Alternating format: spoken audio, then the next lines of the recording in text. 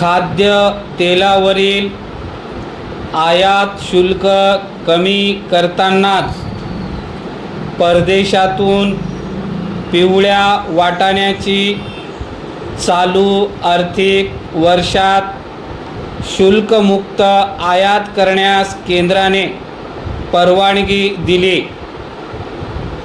याआधीच केंद्राने तूर आणि उडदाच्या शुल्कमुक्त आयातीस परवानगी दिली आहे।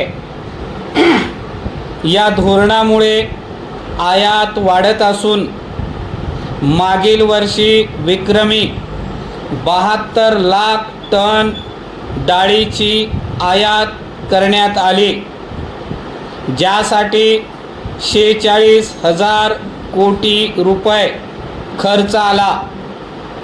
आयातीमध्ये पिवळ्या वाटाण्याचा मोठा हिस्सा होता।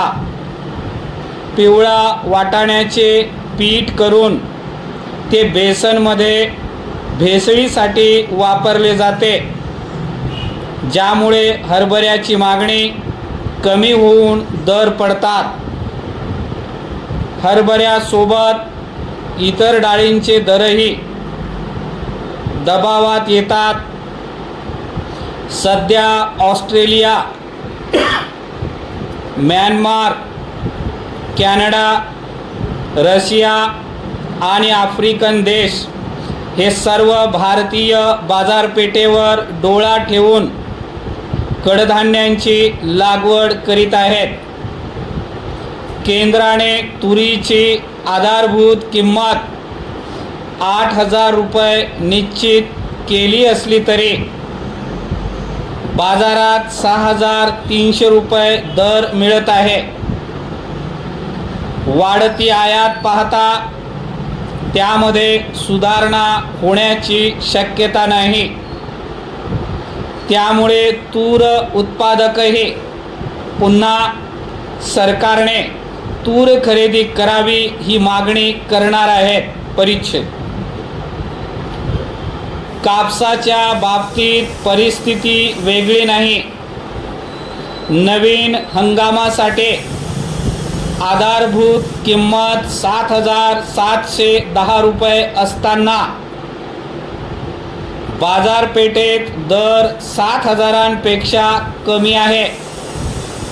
अमेरिकेने सुरू केलेल्या व्यापार युद्धामुळे जागतिक बाजारात कापसाचे दर दबावात आहेत। त्यातच अमेरिकेच्या दबावाला बळी पडत आपण कापसावरील 11% आयात शुल्क काढून टाकले तर मोठ्या प्रमाणात कापसाची आयात होऊन स्थानिक बाजारात दर आणखीन पडतील।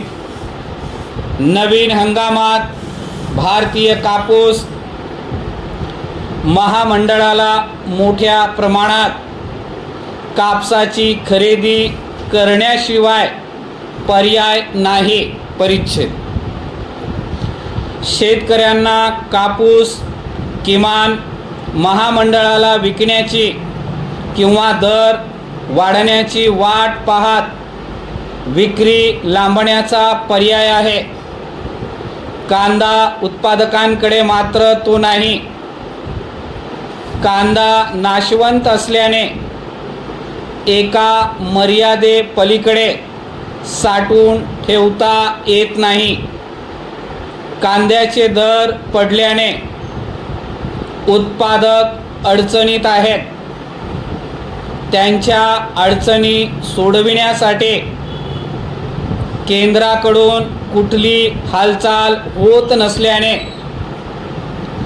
नवीन हंगामातही चांगला दर मिळेल याची शक्यता धूसर आहे। परिच्छेद कोरडवाहू शेतकऱ्यांच्या तुलनेत ऊस उत्पादकांची अवस्था बरी आहे, कारण 2023मध्ये पडलेल्या दुष्काळामुळे ऊसाखालील क्षेत्र कमी झाले।